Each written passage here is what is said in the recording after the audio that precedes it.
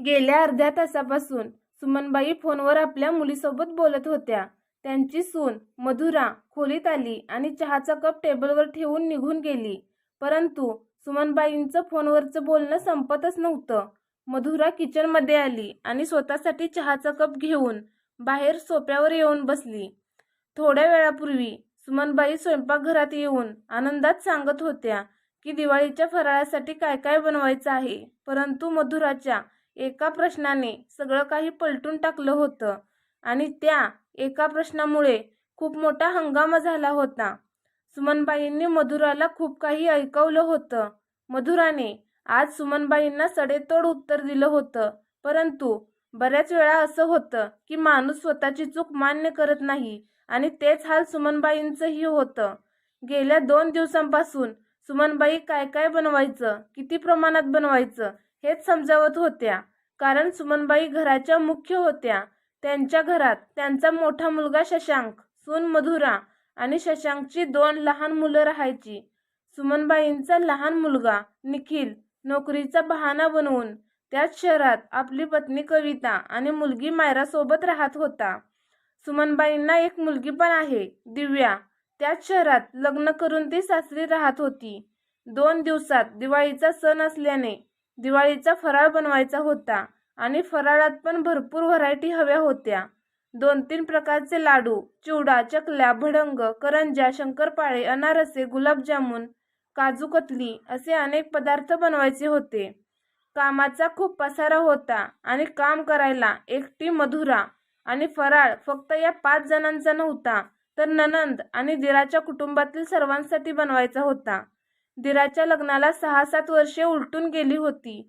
परंतु सणावाराला मदत करायला कधी यायचे नाहीत. फक्त कार्यक्रमासाठी आणि रीतिरिवाजाच्या वेळी इकडे यायचे आणि खाऊन पिऊन निघून जायचे. जाताना रात्रीसाठी जेवण सुद्धा पॅक करून घ्यायचे. नणंदेच्या लग्नाला तर 12-13 वर्षे होऊन गेलेली. परंतु सुमनबाई प्रत्येक सणावाराला बनवलेलं मुलीला पाठवायच्या आणि आता तर दिवाळीचा सण होता. नणंदेच्या संपूर्ण कुटुंबासाठी सगळा फराळ इथून जात होता. त्यामुळे सुमनबाईंच्या मुलीला दिव्याला पण दिवाळीच्या फराळासाठी जास्त मेहनत करावी लागत नव्हती. ती तर फक्त नैवेद्यापुरतं बनवायची. कारण फराळ तर माहेराहून येणार हे तिला माहीत असायचं. आता उरल्या सुरल्या सुमनबाई त्या स्वयंपाकघरात मदतीसाठी यायच्या. परंतु उतार वय आणि त्यात सासूपणाचा रुबाब असल्यामुळे मदत कमी पण टोमणेच जास्त मारायची. आणि मधुरा सगळं ऐकूनही कुटुंबासाठी झटून सगळं करायची. परंतु यावेळी मधुराची तब्येत ठीक नव्हती. काही दिवसांपासून तिला कमरेचं दुखणं सुरू झालं होतं आणि आज जरा जास्तच त्रास होत होता. त्यामुळे तिला जास्त काही बनवता नाही आलं. थोडे पदार्थ बनवले होते, परंतु अजूनही भरपूर पदार्थ बनवायचं बाकी होतं. अशातच सगळं काम आजच पूर्ण करायचं होतं, कारण सगळे पदार्थ पॅक होऊन नंदेच्या घरी जाणार होते. सकाळी सकाळी नंदेचा फोन आला. तेव्हा मधुराला म्हणाली, वहिनी काय काय पदार्थ बनवले? ताई, माझी कंबर खूप दुखत आहे. काल रात्री औषध घेतलेलं, परंतु अजूनही खूप त्रास होतोय आणि अशा अवस्थेत एवढे सगळे पदार्थ कसे बनवणार आहे कळत नाही. तुम्ही आला असता तर थोडी मदत झाली असती. मधुरा स्पष्टपणे म्हणाली, अगं वहिनी, मी तुझी मदत करायला आले तर माझे सासरचे काय म्हणतील? त्यापेक्षा तुम्ही छोट्या वहिनीला बोलवून घ्या. असं म्हणून नंदेने लगेच फोन कट केला. तिचं बोलणं ऐकून मधुराला खूप वाईट वाटलं. परंतु तरीही त्यांना धाडस दाखवून सुमनबाईंना म्हणाली, आई, माझी तब्येत ठीक नाही. एवढ्या सगळ्यांचा फराळ मी एकटी नाही बनवू शकत. तुम्ही कविताला बोलावून घ्या. ती आली तर थोडी मदत होईल. मधुराचं बोलणं ऐकून सुमनबाई म्हणाल्या, असं बोलत आहेस की तू एकटी सगळं बनवतेस? मी पण मदत करते हे विसरू नकोस. आणि तुझी हिंमत कशी झाली माझ्या मुलीला मदतीला बोलवायची? थोडीही लाज नाही वाटली? तिच्या सासरच्यांना काय वाटेल? सुमनबाईंचं बोलणं ऐकून मधुरा हैराण झाली. आज पहिल्यांदा नंदेला मदतीसाठी या असं म्हणाले होते आणि तिने लगेचच आपल्या आईला फोन करून सांगितलंही होतं. परंतु तरीही मधुरा म्हणाली, जाऊ द्या ताई, आधी तुम्ही तुमच्या धाकट्या सुनेला कविताला फोन करून बोलावून घ्या. मी का फोन करू तिला? तू स्वतःच कर ना. घराण्याची मोठी सून तू आहेस आणि वर्षभरात एखाद्या सणाला त्यांच्यासाठी फराळ बनवतेस, म्हणून काय फरक पडतो? तिची सासू बडबडत सोफ्यावर जाऊन बसली. शेवटी मधुरानेच आपल्या धाकट्या जावेला फोन केला आणि मुद्दामहून फोन स्पीकरवर ठेवला. कविता, तू आज आली असतीस तर बरं झालं असतं. मला तुझी मदत झाली असती. मला कमरेचा खूप त्रास होतोय आणि एवढ्या सगळ्यांचा फराळ मी एकटी नाही बनवू शकणार.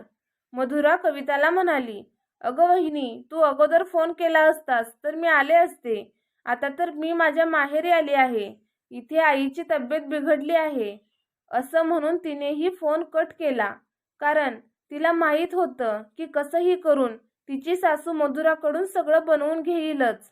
मधुराने तिच्या सासूकडे पाहिलं तर ती मधुरालाच टोमणा मारत म्हणाली, अगं तिची आई आजारी आहे म्हणून आली नाही, नाहीतर तुझ्यासारखी कामचोर नाही ती. माझी धाकटी सून खूप गुणाची आहे. मधुराला सुमनबाईंचं बोलणं खूप लागलं, म्हणून तिने लगेचच कविताच्या आईला फोन लावला आणि त्यांचाही फोन स्पीकरवर टाकला. जेव्हा पलीकडून कविताच्या आईने फोन उचलला तेव्हा मधुरा म्हणाली, नमस्ते काकी, कशा आहात?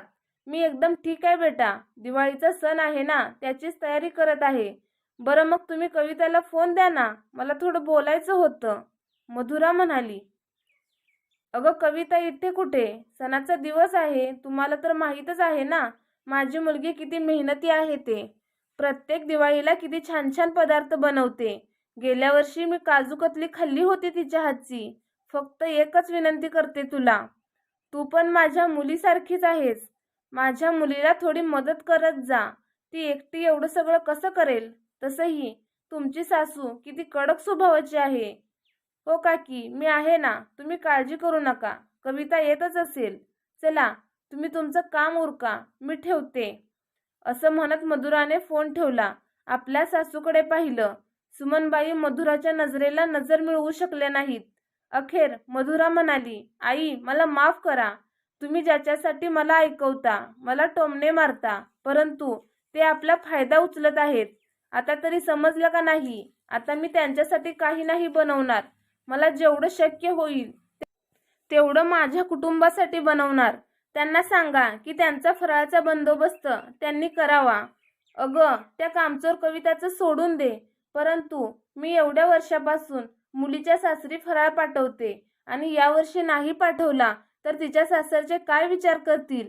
हे बघा आई, तुम्हाला मुलीसाठी काही पाठवायचं असेल तर तुम्ही बाजारातून खरेदी करून पाठवा, परंतु मी एवढ्या सगळ्यांसाठी फराळ नाही बनवू शकत. शेवटी मी पण माणूसच आहे. या सगळ्यांनी मला फुकटचे कामवाले ठरवले. त्यांनीही विचार करायला हवा होता, थोडी मदत करावी म्हणून. जाऊ दे, मला कोणाकडून कसलीच अपेक्षा नाही.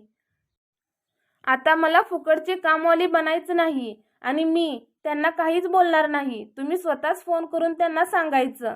जेव्हा मधुराने स्पष्ट नकार दिला तेव्हा सुमनबाईंना कळाले की मधुराचं पण काही चुकलं नव्हतं. सुमनबाईंनी स्वतःहून आपल्या मुलीला आणि धाकट्या सुनेला फोन करून सांगितलं. मधुराची सासू थोड्या वेळाने हॉलमध्ये येऊन मधुराजवळ जाऊन बसली. सुनबाई, एक काम कर, तू नैवेद्यापुरतं बनव. मी बाजारातून तयार फराळ ऑर्डर करते. मी त्या लोकांना सांगितलंय की आपला आपला बंदोबस्त करा आणि राहिली गोष्ट दिव्याची तर बाजारातून घेऊन थोडं तिच्यासाठी पाठवेन. असं म्हणून मधुराची सासू स्वयंपाकघरात गेली. सासूबाईंचं बोलणं ऐकून आज मधुरा पण खुश झाली.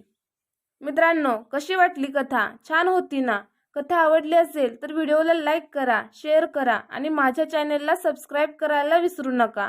धन्यवाद. पुन्हा भेटूया अशाच एका सुंदर नवीन कथेसोबत.